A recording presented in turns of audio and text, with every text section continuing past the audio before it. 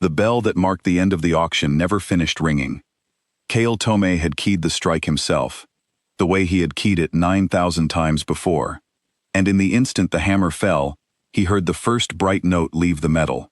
Then the note simply stopped. Not faded, not muffled. Stopped, the way a word stops when a throat is cut, hanging in the air of the vault as a single frozen line of sound that he could almost see. He was a timekeeper of the Carillon Concord, and he had never once heard a bell fail to finish. The vault around him was called the Long Floor, and it was the largest sealed room in the known reaches. It hung in the dark between three dead suns, a station built like a cathedral turned inside out, and every wall of it was made of drawers. Kale had counted the drawers in his first year of service, because he was the kind of creature who counted things, and the number had been 410,000. Each drawer held a moment. Each moment had been taken from somewhere, from someone, and brought here to be sold. That was the trade. The Concord did not sell ships or grain or weapons. The Concord sold time. Kale's people had learned the craft so long ago that no living scholar could name the first thief. They had found a way to reach into a living world and lift a slice of its time clean out of the flow, the way a careful hand lifts a single thread from a weave without tearing the cloth. A harvest of 1 second from a planet of 1 billion souls yielded 1 billion seconds of life, banked, stacked, ready to be poured into the veins of a buyer who wished to live a little longer than the laws of the cosmos allowed. The rich of 40 species had bought their extra centuries on this very floor. Hierl had rung the bell for every sale. He stood now at the auctioneer's rail, 4 limbs folded, his record stones cool in his palms, and he stared at the bell that would not finish ringing, and a feeling moved through him that he had no word for. The feeling, he would later understand, was the first second of the silence. He turned to call for the floormaster. His mouth opened. No sound came out of it, and worse, no sound came in. The vast murmur of the long floor, the rustle of 1,000 bidders, the hum of the cold drawers, the soft tick of the master clock that ran the whole Concord, all of it was gone at once, as if a single enormous hand had closed over the throat of the universe. Kale had served the Concord for 200 years. He knew the sound of the vault the way a sailor knows the sound of his own ship. This was not quiet. Quiet had texture. This had nothing. This was the absence of the thing that made absence possible. He looked up, through the great clear dome that crowned the long floor, out into the dark between the 3 dead suns. And the dark was full of ships. They had not been there a moment ago. Kale was certain of it, as certain as he was of his own 4 hands, because watching the dark was part of his duty, and he had watched it without pause through the whole final lot. The dark had been empty. Now it held a fleet, and the fleet was so large and so still that for a long breath his mind refused to read it as ships at all, and read it instead as a new wall of the cosmos that had grown there while he blinked. There were hundreds of them. Long gray hulls, lean and unhurried, arranged in ranks so even they might have been drawn with a ruler across the black. They carried no banners he could name. They carried marks, small and pale, painted near the bow of each, and the marks were a word, and the word was in a script the Concord catalog did not hold. Kale's catalog held every script. The Concord had bought time from 10,000 worlds, and to buy a world's time you first learned a world's hand, so that you might read the labels you were stealing. There was no tongue in the reachable dark that the long floor could not name. It could not name this one. He pressed a record stone to the dome glass, the way a frightened child presses a hand to a window, and the stone took the image and tried to file it, and Kale felt the stone go cold and refuse. The catalog had nothing to match. The catalog, which had an answer for everything, returned the one answer Kale had been taught was impossible. Unknown. The bell behind him still had not finished ringing. The single frozen note hung in the dead air, and Kale realized with a slow, cold horror that it was not a sound trapped in time. It was a sound that time had left behind. The note was waiting, the way the whole floor was waiting, the way the bidders at their stalls were waiting. Every one of them stopped mid-gesture, a raised limb, a turned head, a mouth open on a bid that would never be spoken. Everyone on the long floor had stopped, everyone but Kale. He understood then, dimly, why. He was a timekeeper. He spent his days half outside the flow, reading the harvested seconds, tasting their age, sorting the stolen moments of dying worlds. Some small part of him lived a little apart from the river of now, so when the river stopped, he had not stopped with it. He was the only thing still moving, on a floor of 40,000 frozen souls, under a dome, beneath a fleet that had no name, and the bell would not stop ringing its one held note. Kale Tomei was a coward. He knew this about himself the way he knew the drawer count, plainly, without shame, as a fact of his making. In 200 years, he had never once stood between danger and his own skin. He had risen in the Concord, not by courage, but by care. By never breaking a record stone, by never losing a moment, by being so reliably present that the masters forgot he had no spine to speak of. He had survived 9 purges of the timekeeper ranks by being too quiet to notice. So when the gray fleet hung in the dark and the bell would not finish ringing, his first thought was not for the 40,000 frozen souls around him. His first thought was for a place to hide. He found it in the underfloor, in the narrow service crawl where the cold drawers vented, where he had hidden from his master once as a young keeper, and been beaten for it. He folded his 4 limbs into the dark there, and he pressed his record stones to his chest, and he waited for the silence to pass. The silence did not pass. He counted. It was the only thing he knew how to do. He counted the way the master clock counted, in even cold beats, and he reached 1,000, and the silence held. He reached 10,000, and the bell above still rang its single note. He reached 100,000, and somewhere in that long count, he understood that the fleet in the dark had not come to attack the long floor. It had come to stop it, and it had. Time itself, on the long floor and for a great distance around it, had been taken out of the flow, lifted clean from the weave, the way the Concord lifted seconds from a dying world. The thieves of time had had their own time stolen, and the thief who had done it was waiting outside the dome in 300 gray hulls, perfectly still, in no hurry at all, because when you hold the clock of your enemy in your hand, there is never any need to hurry. Kale, hidden in the vent, began at last to be afraid, in a way that had nothing to do with his own skin. He thought of the 410,000 drawers. He thought of what was in them, and for the first time in 200 years, the coward in the underfloor wondered if the gray fleet knew exactly what the long floor held, and had come for all of it. When the silence finally broke, it did not break all at once. Kale felt it return the way warmth returns to a frozen limb, in a slow, painful prickle that started at the edges of the long floor and worked inward. First came the bell, the single-held note, which had hung in the dead air for what his count made 140,000 beats, slowly completed itself. He heard the rest of the strike arrive, the bright tail of it, the fade. It was the most ordinary sound in the world, and it nearly stopped his heart. Then came the murmur, the rustle, the hum of the cold drawers, the tick of the master clock. The long floor exhaled. 40,000 bidders finished the gestures they had begun, lowered the raised limbs, closed the open mouths, and not one of them knew that anything had happened at all. To them no time had passed. The hammer had fallen, the bell had rung, and the auction had ended in the ordinary way. Only Kale knew. Kale, and the gray fleet in the dark. He crawled out of the vent on shaking limbs, and stood at the rail, and looked up through the dome, half hoping the fleet had been a thing he dreamed in the silence. It had not. The hundreds of long gray hulls hung exactly where they had been, in their ruler-straight ranks, near and patient and entirely real. The bidders below had not seen them. The bidders below were already arguing over the next lot. But Kale saw, and the cold word still glowed in his record stone where the catalog had failed. Unknown. The first thing the Concord did was lie about it. Kale knew this because he was in the Master Tower 3 hours later, called up with the other senior keepers to give account, and he watched the floor master, a vast pale elder named Sir Vone, study the images from the dome and pronounce them a fault of the glass, a reflection of the dead suns, a smear of dust on a lens. The keepers were ordered to recalibrate the dome optics and to enter no record of the event, because an unexplained fleet near the long floor would frighten the bidders, and frightened bidders did not bid.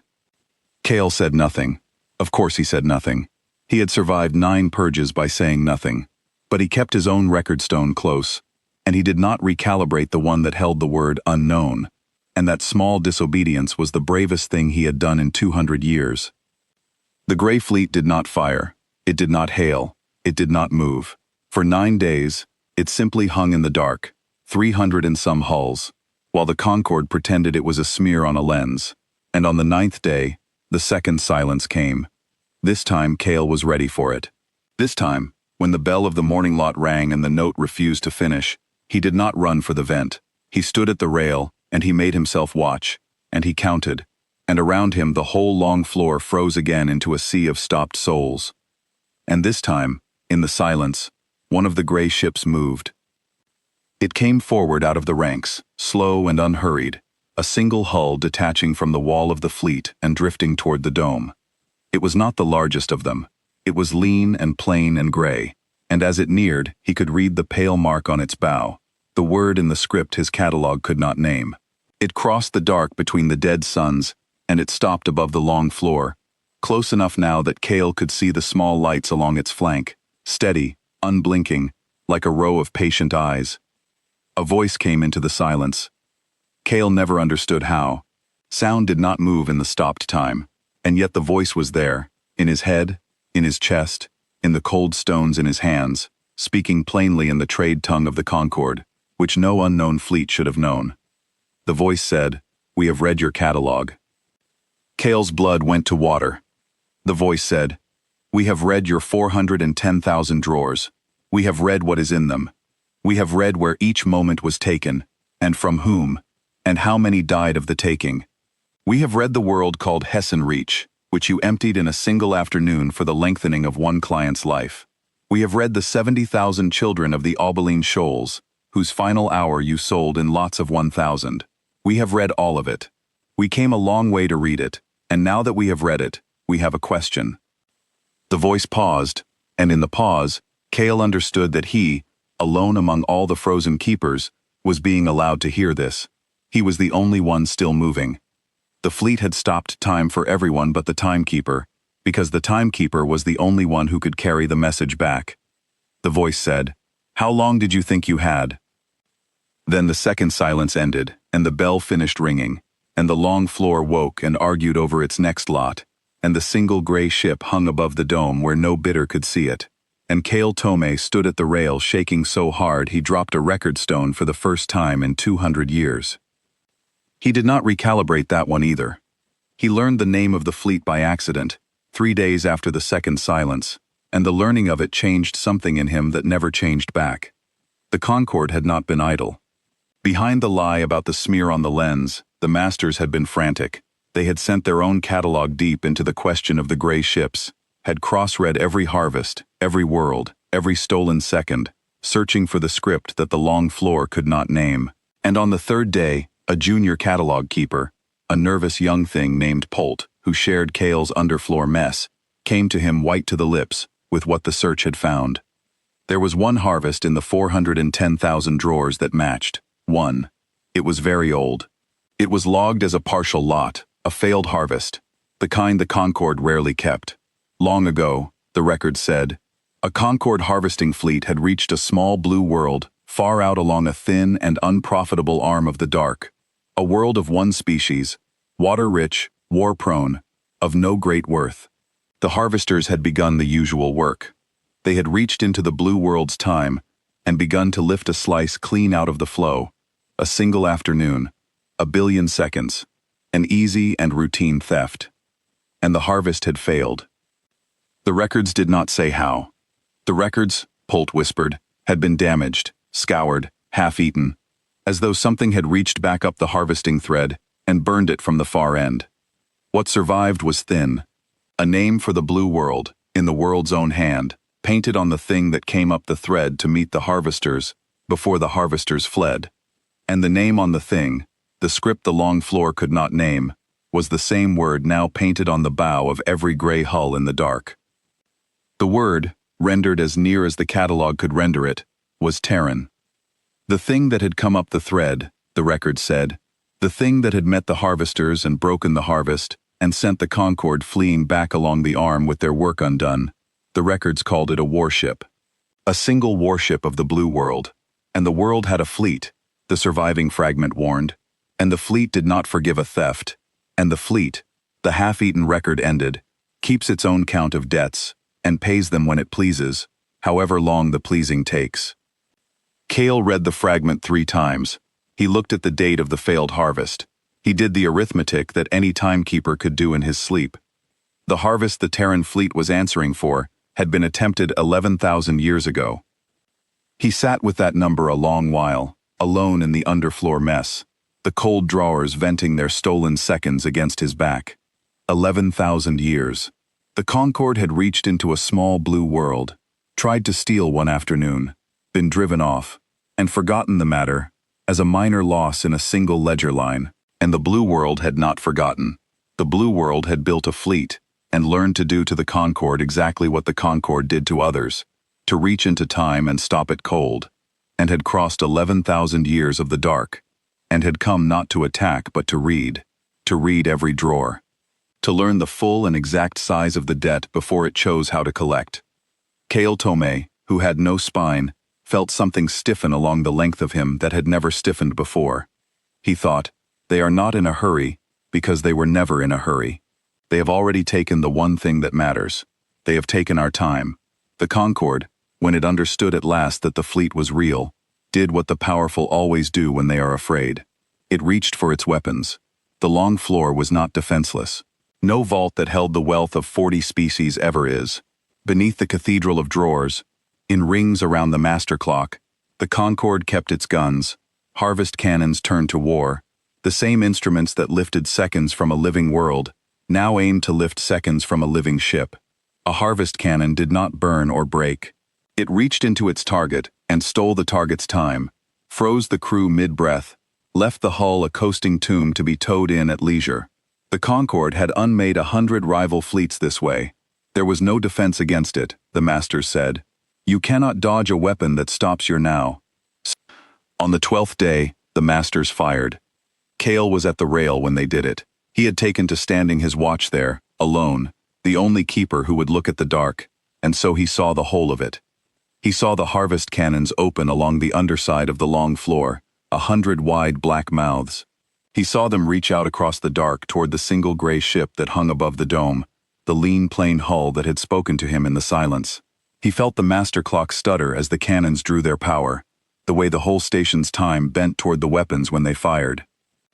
He watched the Concorde try to steal the time of a Terran warship, and he watched it fail. The reaching of the harvest cannons met the gray hull and slid off it like water off glass. Cale saw it on every stone he held, the great theft thread of the cannons spreading out across the ship's flank, and finding nothing to grip, no now to lift, as though the Terran ship's time were not a thing the Concorde could touch, as though the ship existed a half step out of the flow, the way Cale himself half existed, except that where Cale half existed by accident, the ship did it by design, and did it perfectly, and did it to 300 hulls at once. The harvest cannons emptied themselves against the gray ship, and the gray ship did not so much as turn. Then, slow and unhurried as everything it did, the Terran ship answered, not with fire. The Concorde had braced for fire, for a barrage, for the wrath of a fleet 11,000 years in coming. The Terran ship gave them none of it. It gave them silence. The third silence fell on the long floor, and it was not like the others. The others had stopped time, and held it, and let it go. This one stopped time and held it, and did not let go. The bell of the noon lot rang, and the note did not finish, and Cale waited for the count of 140,000 that had ended the silence before, and the count went past 140,000, and past 200,000, and past 1,000,000, and the note still hung, and the bidders still stood frozen with their limbs half raised, and the harvest cannons still glowed with the power they had spent and could not spend, caught forever in the instant of their failure. The Concorde had fired its great weapon at the Terran fleet, and the Terran fleet had answered by stopping the Concorde's clock and walking away from it, not destroying the long floor, not burning it, simply removing it from the flow of time, leaving it to hang in the dark between 3 dead suns, a cathedral of stolen moments frozen in the act of its own last crime, while the universe outside went on without it. And Cale Tomei, the coward, the timekeeper, the only soul on the long floor still able to move, stood at the rail in the endless silence, and understood that he was now alone, with 40,000 frozen thieves, and the half-finished note of a bell that would, perhaps, never finish at all. He understood one thing more. If the silence was to end this time, it would not end on its own. Someone would have to make it end, and the only one left who could move, the only one outside the stopped flow, the only one the Terran fleet had spared so that their message could be carried, was a coward who had hidden an event. There were other timekeepers on the long floor, and in the days after the second silence, Kale learned that he was not, after all, entirely alone in what he carried. There was an old keeper named Emeth, who worked the deep drawers, the centuries lots, the harvests too rich and too dangerous to be left to younger hands. Emeth had served 300 years to Kale's 200, and Emeth, Kale discovered, had also felt the silence. Not as fully as Kale. Emeth had not moved through it the way Kale moved, awake and walking. But Emeth had felt the river stop, felt the cold absence settle over the floor, and Emeth had come out of it shaking, and had told no one, because Emeth too had survived 9 purges by telling no one anything. They found each other in the underfloor mess, 2 old keepers who had each thought themselves the only one, and they did the thing that frightened creatures do when they discover they are not alone in their fear. They talked. Emeth had been at the long floor longer than the catalog's oldest living index, and Emeth remembered things the records did not hold. Emeth remembered a master, long dead now, who had spoken once, deep in his cups, of a rule older than the Concord itself. The rule was simple, Emeth said. You never harvest the same world twice. Not because it was forbidden by law, because it was forbidden by something the old masters could not name and would not explain. A world you reached into once and failed to take, the old master had said, was a world you left alone forever after, and you taught your children to leave it alone, and you scoured the record of the failure as thin as you dared, and you prayed it never came looking for you. Kale asked Emeth how many such worlds there were in the long memory of the Concord. Emeth held up a single hand, and on the hand a single digit, and said, 1. Just 1. In all the 11,000 years, and all the 10,000 worlds. One world the Concord had reached into and failed to take, and learned to fear, and scoured from its records, and never named again. A small blue water world, far out along a thin arm of the dark, of no great worth, war-prone, where the harvest had failed, and the harvesters had fled, and the rule had been written in their fleeing. Leave the blue world alone, teach your children, never go back. And the children had forgotten why. That was the part that turned Kale cold all over again. The masters of the Concord no longer knew what the rule was for. They followed it the way one follows an old custom whose reason has fallen out of memory, a thing you do because it has always been done. They had emptied 10,000 worlds and never once asked why one small blue world was forbidden, because the forbidding had become so old and so automatic that the question never rose. The fear had outlived its own cause, hardened into habit, and the habit had kept the Concord alive for 11,000 years without a single master understanding that it was the only thing keeping them alive at all. Kale thought, sitting with that there was a terrible lesson in it about his own kind, and perhaps about every kind that grows too rich and too old in a single cruelty. The Concord had survived not by understanding its one true danger, but by blindly avoiding it, and the blindness had felt like wisdom for 11,000 years, and a thing that feels like wisdom for 11,000 years becomes impossible to question. The blue world had counted on exactly that. It had not needed to hide. It had only needed the thieves to forget why they feared it, and the thieves had obliged, generation after greedy generation, until the fear was a hollow custom, and the worlds inside the drawers were piling up, and the day was coming, on the blue world's own patient schedule, when the custom would finally be broken by greed itself. Until, Kale thought, someone broke the habit. He went back to the failed harvest fragment with Emeth at his side, and together the 2 old keepers read it for what it truly was. Not a curiosity, but a warning. The last honest record the Concord had ever made before it learned to lie about the blue world. And they found, in the scoured edges of the fragment, the thing that finished the picture. The failed harvest of 11,000 years ago had not been an accident. The harvesters had not stumbled on a world too strong to take. They had been invited. The record, thin as it was plain on this single point. The blue world had seen the harvesting fleet coming, had read its intent across the dark, had understood exactly what it was and what it meant to do. And rather than hide, or flee, or beg, the blue world had opened its arms. It had let the harvesting thread reach all the way down. It had let the Concorde's loom begin to lift its afternoon clean out of the flow. And then, with the thief's hand fully committed, fully reaching, fully exposed, along 11,000 years of open thread, the blue world had answered. A single warship had come up the thread to meet the harvesters, the record said, and what the warship had done to them, the record did not survive to say, only that the harvesters fled, and the rule was written, and the blue world was never named again. The blue world had let itself be reached into. It had let the thieves commit fully to the theft, so that it might learn, exactly and forever, the shape of the hand that reached. It had spent its own afternoon as bait. Kale sat with that a long time, in the underfloor mess, the cold drawers venting their stolen seconds against his back, the old keeper Imeth silent beside him. The whole 11,000 years arranged itself in his mind into a single patient line. The blue world had not been driven off. The blue world had not survived by luck. The blue world had read the thief in a single afternoon, 11,000 years ago, and had spent every year since preparing to collect, and had left the thread open the whole time, watching the far end, waiting for the day the thieves would have to flee down it. The gray fleet at the dome was not a wrath that had finally arrived. It was a debt that had always been coming, on a schedule the blue world had set in the first hour of the first failed harvest, and the only thing the Concorde had ever been able to do about it was forget. The Concorde had forgotten, the blue world had not. That, Kale understood at last, was the whole of the war. Not the silence, not the gray hulls, not the harvest cannons that failed. The war was 11,000 years of memory against 11,000 years of forgetting. And the side that remembered had already won before the first silence ever fell. He told Imeth he meant to do something. He did not yet know what. Imeth, 300 years a coward, looked at Kale a long moment and said the bravest thing the old keeper had ever said, which was that, whatever Kale did, Imeth would not tell the masters of it. It was not much. It was everything.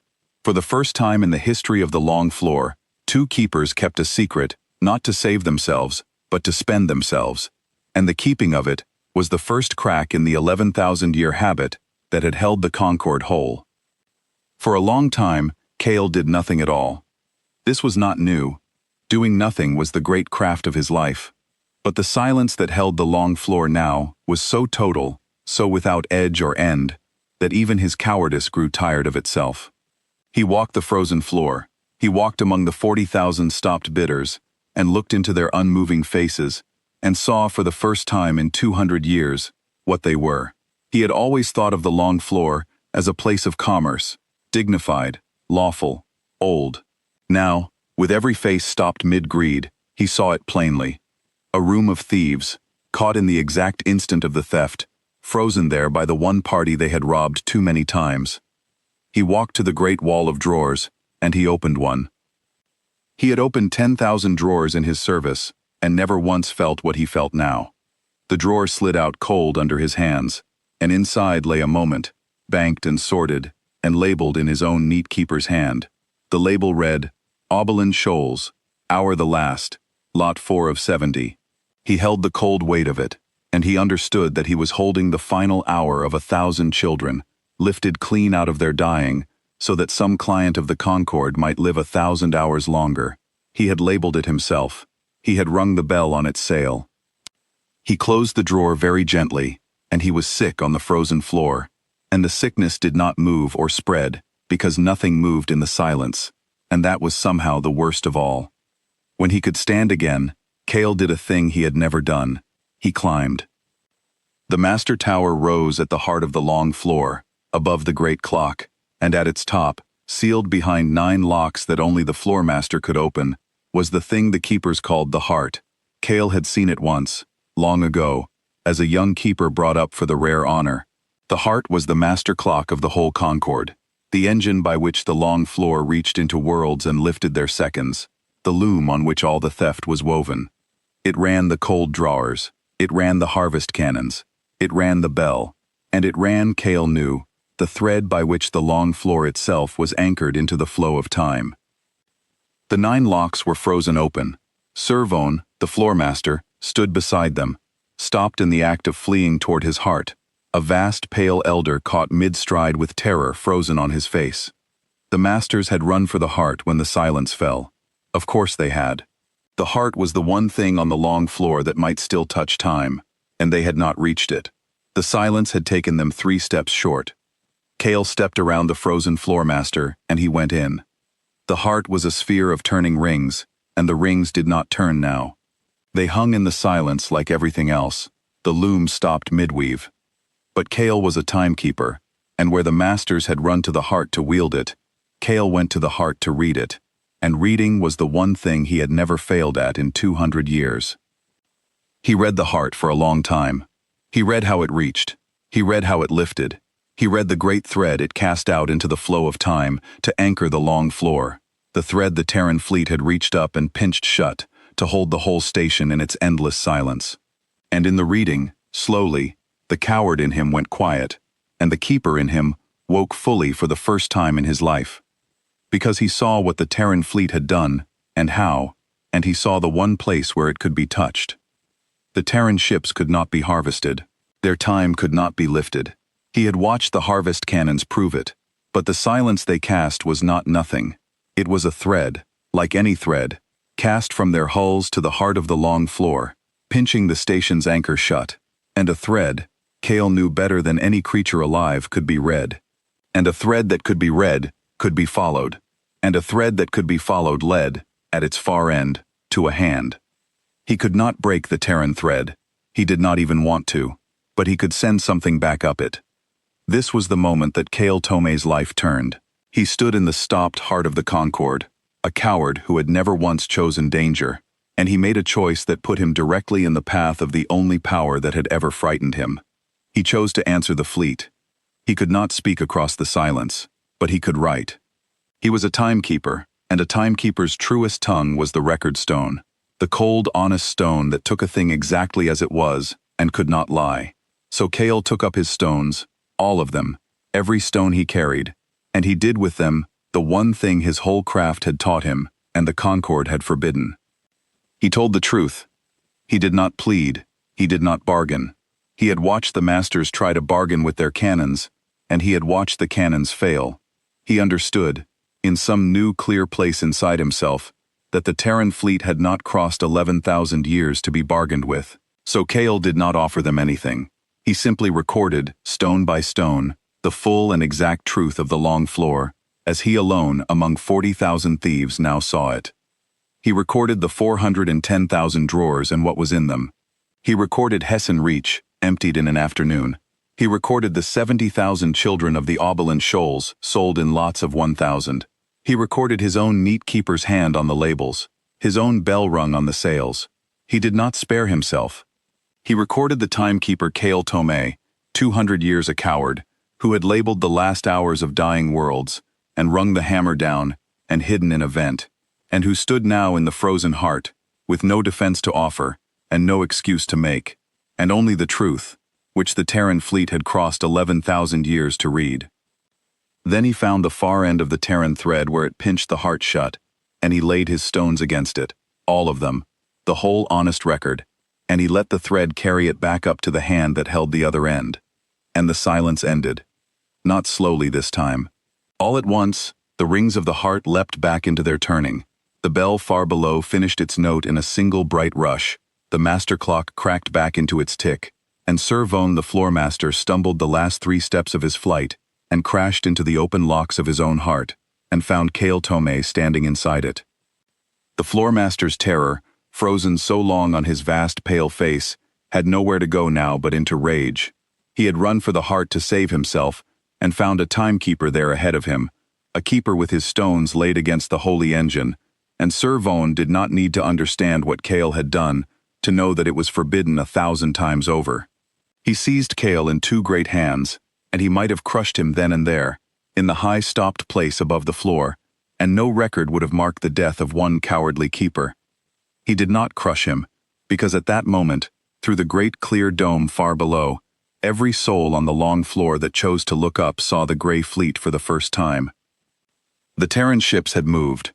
In the instant the silence ended, they had come forward out of the dark, all of them, 300 and some long gray hulls, and arranged themselves in their ruler-straight ranks above the dome where no recalibrated optic could pretend them away. They hung there in plain sight of 40,000 thieves, and on the bow of every one the pale word burned, the word the catalog could not name, and the bidders who had argued over lots a heartbeat ago now stood in their thousands with their faces turned up to the dome, and the bidding died in their throats. Sir Vone looked down through the floor of the heart at his frozen, no longer floor, at the fleet above it, at the thing that could not be pretended away, and he understood, as Cale had understood days before, that the Concorde's time was bought and the bill had come. He let Cale go. There was no purpose now in killing the one keeper who could move in the silence. There might, the floormaster's frightened mind whispered, be every purpose in keeping him alive. For the voice had come again, into the heads and chests and stones of every soul on the long floor, no longer for Cale alone. It spoke in the trade tongue of the Concorde, plainly, without anger, the way a creditor speaks who has waited 11,000 years and is content to wait a little more. The voice said, "We have read your keeper's record. He told us the truth. He is the first of you who has." The voice said, "We did not come to take your floor. We came to take back what you took, and to be certain you understood the size of it before we did.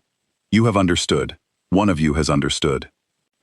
Then the voice named the thing that turned the blood of 40,000 thieves to ice, and Cale Tome, standing in the heart beside the floormaster who had nearly killed him, heard the shape of the trick that would end the war, though he did not yet know it was a trick, and did not yet know that the hand behind it would be his own. Before the masters chose to run, they tried, one last time, to fight. Cale was there for it, set to the work of the false return, his four hands moving the showlots toward the dome, while the lords of the Concorde gathered in the master tower to decide the fate of the trade. He was beneath their notice, a demoted keeper sorting drawers, and so he heard everything, and what he heard, he never forgot. The lords did not want to return the moments. That was never in question. A creature does not spend 11,000 years building a thing and then give it away because a fleet asks nicely. But they were not fools, and they had watched the harvest cannons fail, and they understood that the gray ships could not be harvested and could not be fought by any weapon the Concorde held. So they reached, in their fear, for the one weapon they had never used because they had never needed to. They reached for the threat against the worlds. The long floor held 410,000 drawers, and in those drawers lay the banked time of 10,000 worlds, and the lords of the Concorde understood that this gave them a hostage beyond any the dark had ever held. "Return the moments," the gray fleet had asked. "Very well," the lords answered among themselves. "But what if we do the opposite? What if we threaten to spend them? What if we let the blue world understand that if its fleet does not withdraw, the Concorde will pour every banked second into the harvest cannons and fire it all back out as ruin?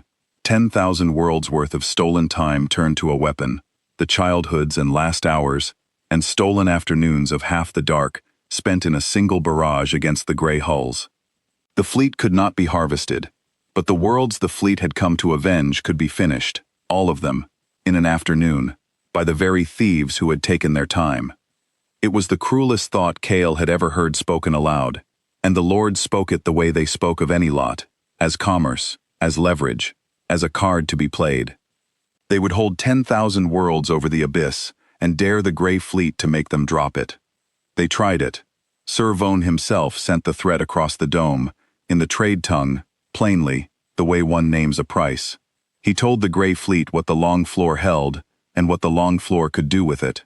He told them the banked time of 10,000 worlds sat in the harvest cannon's reach, and that a single word from the master tower would spend it all in ruin, and that the worlds the fleet had crossed 11,000 years to avenge would be the first to die. He told them to withdraw, or watch the very thing they had come to save be destroyed by the hands that had stolen it. And the gray fleet answered. It did not answer with words. It answered with a silence.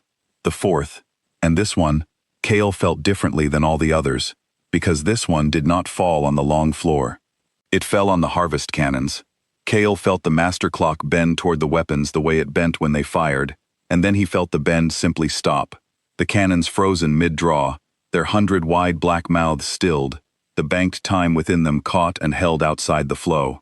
The gray fleet had reached across the dark and stopped the weapon in the instant before it could be spent, the way a hand closes over another hand before the blow lands. The lords could not fire the worlds back as ruin. The gray fleet would not let them. The hostage had been taken out of their hands before they could harm it. Then the voice came, into the master tower, into every lord of the Concord, and Kale heard it from his place among the drawers, and it was the only time in the whole long reckoning that the voice was not gentle. The voice said, "You have just told us what you are." The voice said, "We crossed 11,000 years for the worlds in your drawers. You have offered to kill them to save yourselves. We have read everything in your catalog, and until this hour, we left open the smallest question of whether some part of you might be worth the leaving alive. You have answered it. There is no part of you that is worth it. There is only the question of how the moments come home, and whether one of you carries them, or none." Then the silence lifted from the harvest cannons, and the cannons hung dead and emptied, and the lords of the Concord sat in the master tower, with the knowledge that they could not fight, could not flee by any thread the fleet watched, could not even spend their hostage, because the fleet had taken the hostage out of their hands. And it was in that hour, cornered, stripped of every weapon, that the lords conceived the running, the heart, the old thread, the flight toward the one direction a thief would never run, toward the blue world itself, into the deep dark beyond it. It was the plan of creatures who had nothing left, and they seized it the way drowning creatures seize anything that floats, and they never once paused to ask why the one unwatched thread led home to the very world they feared. Kale, sorting drawers, heard the plan made, and understood that the gray fleet had made it for them. The fleet had not driven the Concord toward the running. It had simply closed every other road. It had failed their cannons, taken their hostage, watched their false return, and left open exactly one path, the old scarred thread, the one direction that looked like escape, and was in truth delivery. The lords thought they had found the one door the fleet had forgotten to lock. They never understood that it was the only door the fleet had left unlocked, and that it had left it unlocked on purpose, 11,000 years ago, in the first hour of the first failed harvest. He thought about that as he worked. He thought about how the whole reckoning had the shape of a harvest run backward. The Concord reached down a thread into a world, lifted its time, fled with the take. The blue world had reached up the thread into the Concord, not to lift its time, but to wait for it, and now the Concord fled down the thread with the take it could no longer keep, straight into the arms of the world it had robbed.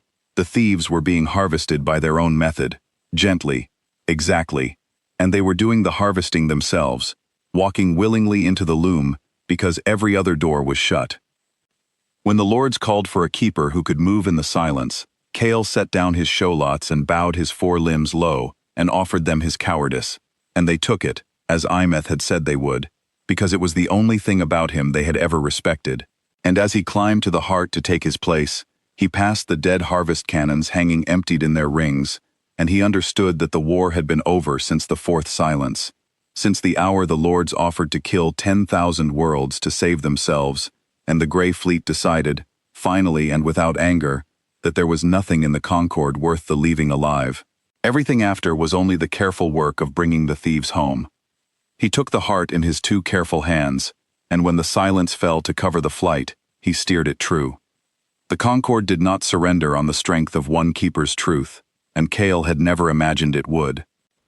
In the days between the reading of the failed harvest and the master's decision to run, the long floor became a strange and frightened place, though only a handful aboard understood why.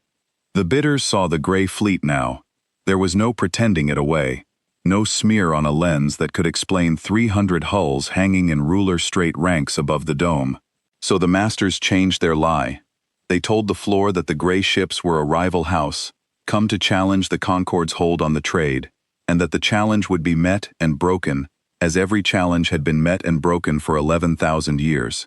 They told the bidders to bid on, that the silences were a weapon of the rival house and nothing more, that the long floor had never lost a contest and would not lose this one. And the bidders, who wanted very much to believe it, bid on. Kale watched them. He stood his watch at the rail, and he watched 40,000 thieves return to their greed, with the gray fleet hanging over their heads. And he understood something about his own kind that he had never let himself understand in 200 years. They could not stop. The trade was not a thing they did, it was a thing they were. Offered the plain sight of their own reckoning, hanging silent in the dark above them, they turned their faces back down to the drawers and bid on the stolen hours of dying worlds. Because to stop bidding was to admit what the bidding was, and that they could not do. The Gray Fleet had read this in them too, Cale thought. The Gray Fleet had stopped time on the long floor twice and let it go twice, and the second time it had let the bidders forget. It was letting the Concord be exactly what the Concord was, all the way to the end, so that no one could ever say the reckoning had been unfair. There was a lot sold in those days that Cale never forgot. It came up in the ordinary way, a deep lot, a century harvest, and the bidding ran high and fierce, and the hammer fell, and Cale rang the bell, and the bell finished its note in the ordinary way, because the fleet did not stop time for that one. The lot was the childhood of a world called Senar, not its last hour. Its childhood, some old harvest, banked deep, the first years of every life on a small green world, lifted clean out of the flow, so that the world had grown up without ever having been young, its people stepping straight from birth into the weary middle of their lives, with a hole in them where their childhoods should have been. The Concord had sold that hole as a luxury. A buyer would pour the stolen childhood of a world into himself, and feel, for a while, young. Cale rang the bell on it, his own hand, his own hammer. And he thought of the Gray Fleet, reading that very drawer, reading the childhood of Senar in its cold bank, reading the keeper's neat label, and the keeper's neat name beneath it. And he understood that there was no honest thing he could ever say in his own defense. He had not stolen the childhood of Senar, but he had kept it. He had labeled it. He had sold it. In the long account the Gray Fleet kept, the keeper who labels is no smaller a thief than the master who lifts, because without the keeper, the lifting has no point. You do not steal time to leave it in a drawer. You steal it to sell it, and the keeper is the one who makes the selling possible. He went to Emeth that night, and he said he was done watching. Emeth asked him what he meant to do, and Cale said he did not yet know, only that whatever the Gray Fleet asked of the Concord, he meant to be on the side of the asking, and not the side of the refusing, and that if the masters chose to run rather than return what they had taken, he meant to make certain their running carried them somewhere they did not expect to go. Emeth said the masters would never simply return the drawers. Cale said he knew. Emeth said the masters would agree to return them, and then cheat, because cheating was the only honest thing the masters had left in them. Cale said he knew that too, and Emeth, 300 years a coward, asked the question that no keeper had ever asked aloud on the long floor, the question that broke the 11,000-year habit clean in two. Emeth asked, "What if we let them cheat?" Cale looked at the old keeper a long moment, and in that moment, the whole shape of the trick came to him, not as a plan he made, but as a plan he saw, already there, already waiting, the way the answer to the Gray Fleet's question had been already waiting inside him at the rail. The masters would cheat. The masters would agree to return the drawers and then run with the heart down the one thread they thought the fleet did not watch, and the one thread they thought the fleet did not watch was the very thread the fleet had been watching for 11,000 years. You did not have to stop the masters from cheating. You only had to make certain they cheated in exactly the way they already meant to cheat, and to be the hand at the heart when they did, so that the running carried them home. Cale told Emeth the whole of it, there in the underfloor mess, and the old keeper listened, and when it was done, Emeth was quiet a long time. Then Emeth said that it was a keeper's plan, through and through, a plan made not of courage but of patience, not of force but of exactness, a plan that asked nothing of Cale but that he be what he had always been, the most reliably present creature on the floor, the keeper who had never once let a moment slip. The masters would trust that in him. They would have to.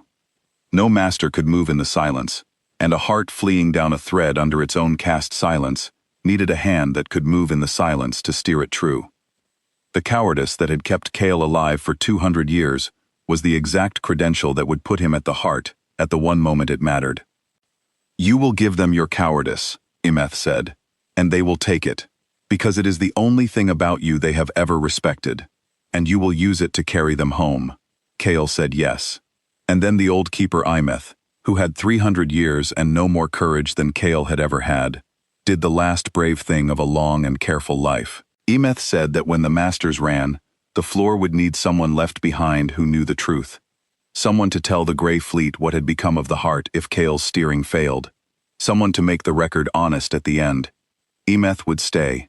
Imeth would be on the husk of the long floor when the silence fell to cover the master's flight, frozen with the 40,000, but holding in one cold hand a record stone that told the truth, so that if Kale never came back, the truth would still be there to be read. Two old keepers, in the underfloor of a cathedral of thieves, divided between them the only two honest tasks left in the 11,000 years of the Concord.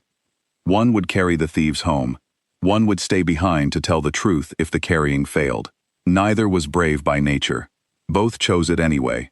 And that choosing, Kale came to believe in his long life after, was the moment the war was truly won, not at the root of the thread where the silence fell forever, but in a venting underfloor mess, where two cowards decided at last to spend themselves. The voice said, "Open every drawer.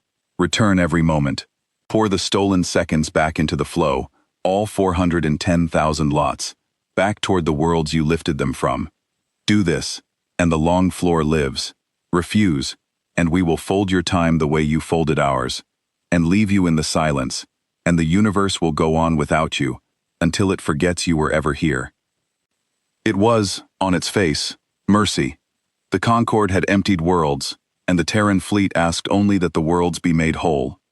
Kale, listening, felt a wild surge of something he barely recognized as hope. Then he watched the masters of the Concord refuse. Sir Vone refused first, and the other masters with him, gathered now in the Master Tower, their terror curdled into the particular stubbornness of creatures who have built their whole greatness on a single crime and cannot imagine surrendering it. They did not refuse openly. They were too old and too clever for that. They agreed to the terms in the trade tongue, sweetly, at once, with every show of contrition, and they began to open drawers. And as they opened them, they emptied them not back toward the worlds, but into the cold drawers of the Master Tower, into a hidden reserve, skimming the returned moments the way they had skimmed everything for 11,000 years. They would give the Terran fleet a show of return, a few thousand lots poured back into the flow where the gray ships could see, and they would keep the rest, the rich lots, the deep centuries, the wealth of 40 species, sealed and hidden, and they would wait for the fleet to be satisfied and gone. Kale saw the plan unfold from the underfloor where the masters had sent him, demoted, watched, but not killed, because a keeper who could move in the silence was too rare to waste. He was set to the work of the false return, ordered to open drawers and sort the moments, the show lots toward the dome where the fleet could witness, the true wealth into the hidden cold. He worked with his 4 hands and he said nothing, because saying nothing had kept him alive through 9 purges, and the keeper in him that had woken in the heart now lay very still and watched. For the Terran fleet was not stupid. The fleet had read the catalog. The fleet knew, to the second, how many moments the 410,000 drawers contained, and the fleet was watching the flow of the dark around the long floor, watching the returned seconds pour back toward the worlds, counting them as they came. The masters could fool a bidder. They could fool a rival. Kale did not think they could fool a creditor who had crossed 11,000 years and could stop the clock of the cosmos with a thought. But the masters were not trying to fool the fleet forever. They were trying to fool it for an hour, because in that hour, the masters had a second plan, and Kale learned it from the nervous young catalog keeper Polt, who came to him again white to the lips in the underfloor mess. The masters were going to run. Not the long floor. The long floor could not run, anchored as it was between 3 dead suns, pinned by the very thread of the silence. But the heart could run. The master clock at the top of the tower was not only the engine of the theft, it was, in the deepest sense, the Concord itself, the loom that held all the craft of stealing time. Detach the heart, the masters reasoned, and you carried the whole craft away with it, leaving the empty cathedral of drawers behind, as a husk for the Terran fleet to fold into silence at its leisure. The masters would flee with the heart, ran the one thread the fleet did not watch, the harvesting thread. the old broken line that ran out along the thin, unprofitable arm of the dark, to a small blue world, 11,000 years away. They were going to flee down the very thread that had brought the Terrans. They were going to run toward Earth, because it was the one direction the fleet would never expect a thief to run, and lose themselves in the deep dark beyond it, and begin the Concord again somewhere new, with a new floor, and new drawers, and a new catalog of stolen time. And they meant to do it within the hour, while the false return kept the fleet's eyes on the dome. Kale Tomei sat in the underfloor mess, with the truth of it in his hands, and felt the coward in him, and the keeper in him go to war. The coward said, "This is not your fight. You have survived 9 purges by never being in a fight. Open your show lots, sort your hidden cold, keep your head down, and when the masters flee with the heart, you will be left behind on a husk for the fleet to freeze, and the freezing is painless, you have seen it, no time passes, you will simply stop. Survive the only way you have ever survived, do nothing." The keeper said, "You read the catalog, you opened the Oberlin drawer, you held the last hour of 1,000 children in your 2 hands. You told the Terran fleet the truth in the heart, and the silence ended. You are the only soul on this floor who has chosen anything in 200 years. Choose now." Kale chose. He could not stop the masters. He was one demoted keeper against the assembled lords of the Concord, and they held the heart and the locks and the cannons. He could not warn the Terran fleet across the watch dome without being seen and stopped. The masters had thought of everything. The masters always thought of everything. But the masters had forgotten one thing, because it was the one thing they had never had to think about, the one thing only a timekeeper would know. They had forgotten that the harvesting thread ran both ways. The old broken line that ran out along the thin arm of the dark to the small blue world was the thread by which the Concord had first reached into Earth 11,000 years ago. It was the thread the masters meant to flee down with the heart. It was scarred and half-eaten where something had reached up from the far end and burned it, all those ages past. And Kale, who had read the failed harvest fragment 3 times, who had stood in the heart and read the very engine that cast the thread, understood what the masters in their greed had never paused to understand. The thread was not broken. It had been answered. 11,000 years ago, a single Terran warship had come up that thread to meet the harvesters, and the Terrans, who forgot no theft and kept their own count of debts, had not severed the line behind them when they drove the Concord off. They had left it. They had left it open, scarred but whole, a thread running from the heart of the long floor, all the way home to a small blue world, and they had simply waited, 11,000 years, watching the far end, knowing that one day the thieves who reached down a thread would have to flee down one. The masters meant to run to Earth, and Earth had been at the other end of that thread the entire time, listening. Kale did not warn the Terran fleet. He did not need to. He needed only to make certain the masters ran exactly where they intended to run, down exactly the thread they intended, on exactly the schedule they had set. He needed only to help them flee. So the coward who had never chosen danger did the bravest and strangest thing of his life. He went to the masters, and he offered to help them run. He went to Sir Vone in the master tower, and he bowed his 4 limbs low, and he said that he, Kale Tomei, alone among the keepers could move in the silence, and that when the heart detached, and the silence fell across the husk of the long floor to cover their flight, only he would be able to guide the heart down the harvesting thread without losing it in the stopped time. He offered his cowardice as a credential. 200 years of survival, he said. 200 years of never once breaking a stone or losing a moment. 200 years of being the most reliably present creature on the floor. Who better to carry the heart home through the silence than the keeper who had never once let a moment slip? Sir Vone looked at the small bowing keeper a long time. The floormaster was old and clever and afraid, and the fear made him want to refuse, and the cleverness told him the keeper was right. No master could move in the silence. They had all been frozen by it 3 steps short of the heart. If the heart was to flee down the thread under cover of a self-cast silence, someone who could move in that silence had to ride it. Greed decided it, as greed had decided everything on the long floor, for 11,000 years. Sir Vone agreed. Kale Tomei, demoted coward, was raised in a single hour to the most trusted hand in the Concord, the keeper who would carry the heart to its new beginning. He took his place at the heart within the hour. The masters gathered around it, the lords of the Concord. Their hidden cold reserve of skimmed centuries loaded into the engine's deep wells, their false return still pouring its thin show of moments toward the watching dome below.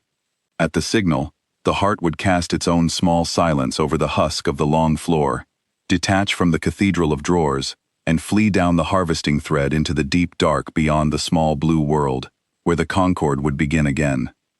Cale stood at the heart with his 4 hands on the rings and his record stones cold against his chest, and he waited for the signal, and he did not tremble, because for the first time in 200 years, he was exactly where he meant to be. The signal came. Sir Yvonne gave the word. The heart cast its silence, and the husk of the long floor froze around them. 40,000 thieves stopped mid-greed for the last time, and the great engine tore free of the cathedral and flung itself down the old scarred thread toward home. And Cale Tomé, the only soul aboard who could move in the silence, the keeper who had never once let a moment slip, took the heart in his 2 careful hands and steered it true. True and exact and dead on course, straight down the 11,000-year thread, straight toward the small blue world at the far end of it, straight into the open arms of the patient fleet that had been waiting at that end the entire time, watching the thread, keeping its count, ready to collect the debt the moment the debtors came home. The masters thought they were fleeing. The keeper knew he was delivering. The long flight down the thread gave Cale time to think, and thinking, on the 11,000-year thread, was a thing without mercy. He rode the heart awake while the masters slept their single frozen instant, and the years poured past the hull like cold current, and in the pouring, he understood the gray fleet better than he had understood anything in his life. He had feared, at first, that the blue world was a thing of wrath, a war people who had spent 11,000 years sharpening a knife. He had braced for fury, but the longer he rode the thread, the more clearly he read the fleet that waited at its root, and there was no fury in it. There was only patience, exact and bottomless, the patience of a creditor who has done the arithmetic and knows the debt will pay itself if only one waits long enough and stays exactly where the debtor must one day come. The blue world had never chased the Concord. It had never needed to. Chasing was the act of a creature that feared it might lose its quarry, and the blue world had never feared that, because it had understood from the first failed afternoon that the thieves of time would, in the end, have to flee, and that flight is a thing that runs toward, not away, that every fleeing creature runs home to the one thread it knows. So the blue world had not chased, it had simply gone to the place the thieves would one day run to, and waited there, and watched the thread, and kept its count, for 11,000 years. Cale thought of the silences then, all of them, and understood them too. The gray fleet had not stopped time on the long floor to frighten the Concord, though it had frightened the Concord. It had stopped time to teach the Concord what time was, by taking it. The first silence had taken a held breath, the second had taken 9, the third had taken the whole floor, and not given it back. Each silence was a lesson written in the only language the Concord understood, the language of stolen time, and the lesson was always the same. This is what you have done to 10,000 worlds. This is what it is to have your now lifted clean out of the flow. Learn it. We will keep teaching until one of you learns it. And one of them had learned it. Cale had learned it, at the rail, in the first silence, when the gray ship asked him how long he thought he had.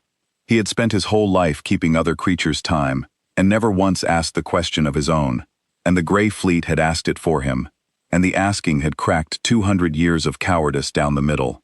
He had learned the lesson the gray fleet came 11,000 years to teach, and the fleet had seen him learn it, and so the fleet had left him moving when it froze all the rest. Not as a reward, as a recognition. He was the proof that the lesson could be learned. He was the single returned second in a cathedral of stolen ones. He thought of Imeth then, far behind him on the husk of the long floor, frozen now with the 40,000, a cold record stone in one hand, telling the truth if Cale should fail. He thought of the bidders, stopped mid-greed, the childhood of Senar in its drawer, the last hour of the Oberlin children in theirs. He thought of the masters around him, Sir Yvonne, and the lords of the Concord, sleeping their single instant, dreaming of a new floor and new drawers, and a new catalog in the deep dark beyond the blue world, never knowing that the thread they fled down ran straight into the arms of the one debt they had spent 11,000 years forgetting.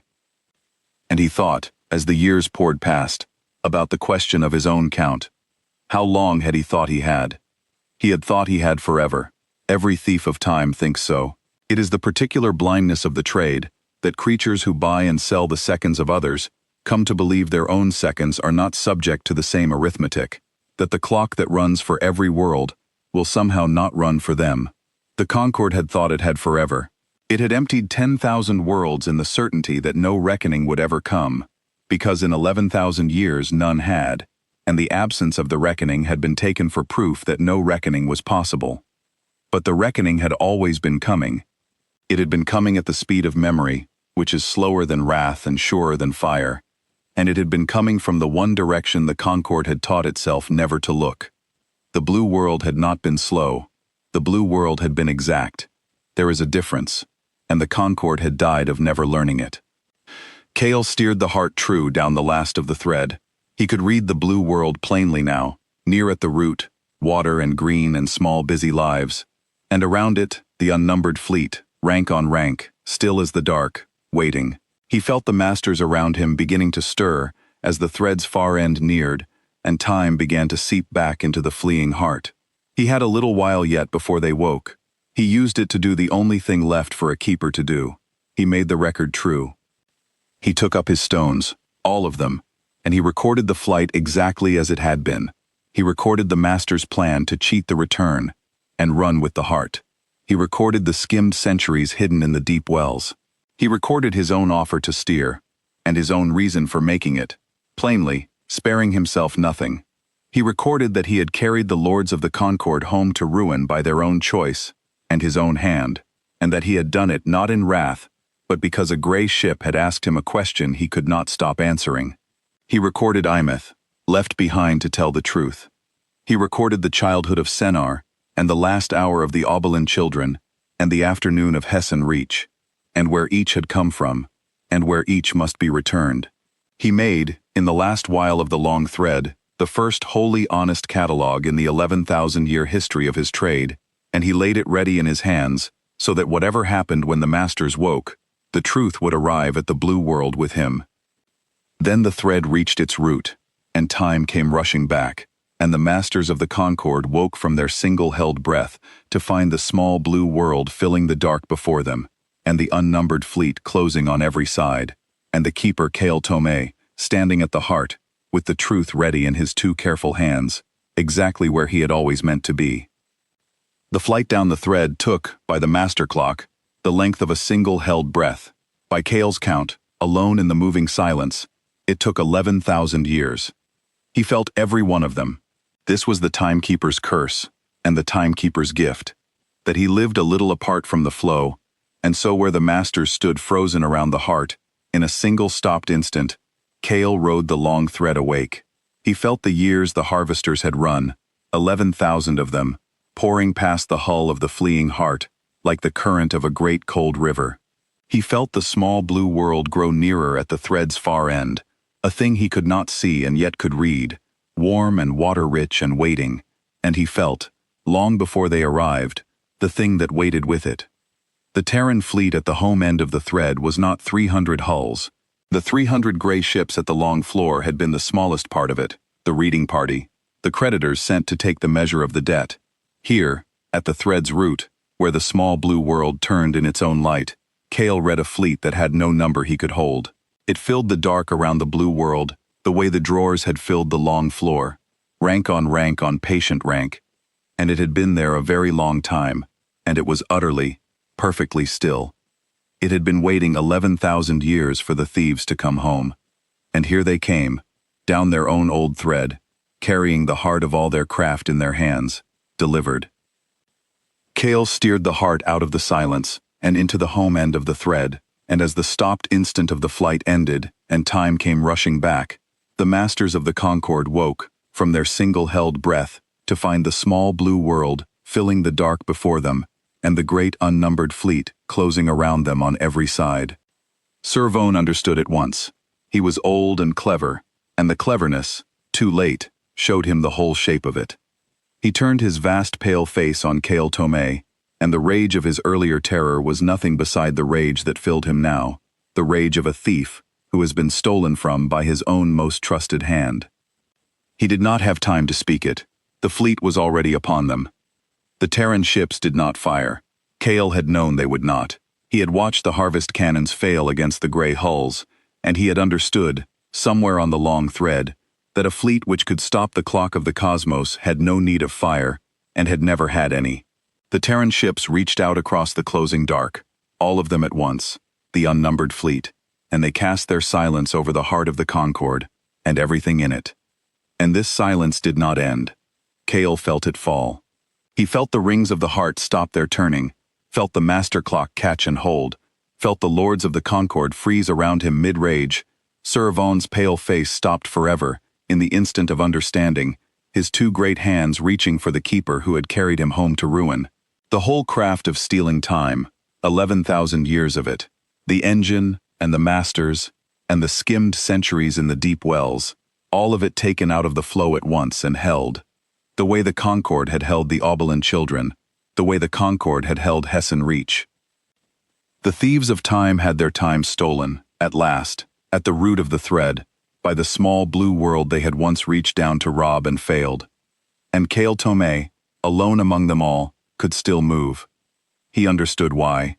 He had understood it on the thread, in the long count of the 11,000 years. The Terran fleet had spared him the first silence, so that he might carry their message, and they had read his honest record in the heart, and they had watched him choose, at the last, to deliver the thieves rather than flee with them. They knew what he was. They knew he was a keeper who had never once let a moment slip, and they knew that he had at last decided which moment mattered. So they left him moving, the single living thing in the frozen heart, the one thief among 40,000 who had told the truth and turned his hand against his own. The voice came to him one final time, into his head and his chest, and the cold stones at his breast, plainly, in the trade tongue of the Concord, gentle now, the gentleness of a creditor whose long account is at last made even. The voice said, "The debt is paid. Not by us, by you." The voice said, "We did not destroy your floor. We never meant to. Destruction is what your masters understood, and so it is what they feared, and the fear made them run, and the running brought them home to us, down the only thread that mattered. We did not have to fire a shot in 11,000 years. We had only to wait, and to be exact, and to let the thieves deliver themselves. Your masters thought time was a thing to be stolen and spent. We let them learn that it is a thing that keeps its own accounts." The voice said, "The 410,000 drawers will be opened. The moments will go home, all of them, to the worlds they were taken from, poured back into the flow where they belong. Hessen Reach will have its afternoon. The Oberlin Shoals will have their last hour returned, and the 1,000 children will die in their own time, in their own arms, as they should have, and not in a drawer with a keeper's neat label and a price. We have read where every second came from. We will not lose one of them on the way back." And then the voice said the thing that Kale Tomei carried for the rest of his long life, the thing that unmade the coward in him and finished the keeper at last. The voice said, "You labeled them, now you will return them. Every drawer, every moment, by your own hand, not as punishment, as the only thing that has ever made a keeper whole." The silence around the heart held its frozen lords, and it would hold them, Kale understood, for as long as the small blue world chose, which might be 11,000 years, or might be forever. A cathedral of thieves stopped at the root of their own thread, the universe going on without them, until it forgot they were ever here. But the silence did not hold Kale. The silence opened a path for him, out of the frozen heart, down toward the small blue world that turned in its own light, water-rich and war-prone, and of no great worth, and patient beyond the patience of any other thing in the reachable dark. He went down to it. There was nowhere else to go, and for the first time in 200 years, nowhere else he wished to go. What the small blue world was, up close, Kale had no words for, and he was a creature of records and labels who had words for everything. He had expected war gods. He had braced for the wrath of a fleet that had crossed 11,000 years to collect. He found instead a world of water and green and small busy lives, and a people who had built their unnumbered fleet not in rage, but in something quieter and far more terrible to a thief, in memory. They had simply refused to forget. The Concorde had reached down once, long ago, tried to lift a single afternoon, been driven off, and forgotten the matter as a ledger line, and the small blue world had spent 11,000 years, not forgetting, building, waiting, watching the thread, learning to do to time what the thieves had done, until the day the thieves came home. They did not punish Kale. They put him to work. For the rest of his days, which were long, the timekeeper Kale Tome returned the moments. Drawer by drawer, lot by lot, the 410,000 stolen seconds went home, and Kale's was the hand that read each one true and cast it back down its own thread to the world it was taken from. He returned Hessen Reach its afternoon. He returned the Aubaline Shoals their last hour, and somewhere far down a thin arm of the dark, 1,000 children he had labeled in a drawer, died at last in their own time, in their own light, and the keeper who had sold them wept over the stone that sent their hour home, and the weeping was the first wholly honest thing he had done since the day he entered the Concorde's service. The long floor never woke. It hangs still between its 3 dead sons, a cathedral of drawers emptied one by the keeper who returns to it again and again across the years, its 40,000 bidders frozen mid-greed, its bell holding forever the half-finished note of its last sale. The small blue world left it that way on purpose, Kale came to understand, not as cruelty but as record, a monument in the only currency the Concorde ever valued, time, stopped, and kept. And the masters of the Concorde, the lords who had run for home down their own thread, hang frozen in the heart at the root of it. Sir Vaughan's pale face stopped forever, in the instant he understood, his 2 great hands reaching forever for the small keeper who had carried him there. They will hang so as long as the small blue world chooses. The universe has already begun to go on without them. In time it will forget them, as the voice promised. And that forgetting, for a people who built their whole greatness on the theft of time, is the only true death there has ever been. Kale Tome told this story himself, at the end of his long life, to the keepers of the small blue world who had taken him in and given him the work of return. He told it plainly, the way a record stone tells a thing, sparing himself nothing. He told them he had been a coward for 200 years. He told them he had hidden an event while a fleet stopped the cosmos. He told them he had labeled the last hours of dying worlds and rung the hammer down and felt nothing, until the day a gray ship asked him a single question across the silence, and he found, to his own astonishment, that he had an answer. There were keepers among the Blue World's people who asked him, in those last years, whether he hated the gray fleet for what it had done. They asked it gently, the way the young ask the old about old wounds, and Kale told them the truth, which was that he had tried to hate them, and could not, because hatred is a thing you spend on those who wrong you, and the gray fleet had not wronged him. It had freed him. It had crossed 11,000 years and stopped the clock of the cosmos and asked him one question, and the question had been a key, and the key had opened a door in him that 200 years of cowardice had sealed. He had walked through that door into the work of return, and the work had been hard and slow and without end, and it had been the only thing in his whole long life that had ever felt like keeping rather than taking. You do not hate the hand that hands you yourself. He told them that, and they did not fully understand it, because they had never been thieves, and he hoped to the end of his days that they never would. How long did you think you had? The Terran fleet had asked him, in the first silence, at the rail of the long floor. And Kale Tome, who had spent his whole life keeping other people's time and none of his own, had learned the answer the only way a thief of time can learn it. He had watched a small blue world wait 11,000 years without spending one of them in haste. He had watched it refuse to forget. He had watched it let its enemies deliver themselves, and fire not a single shot, and pay a debt 11,000 years old, by simply being exact, and patient, and there. The Terran fleet arrived, and silence swept the cosmos, and time stood still. And when it moved again, it moved the right way at last, every stolen second running home down its own thread to the world it belonged to, carried by the one keeper who had finally understood what time was for.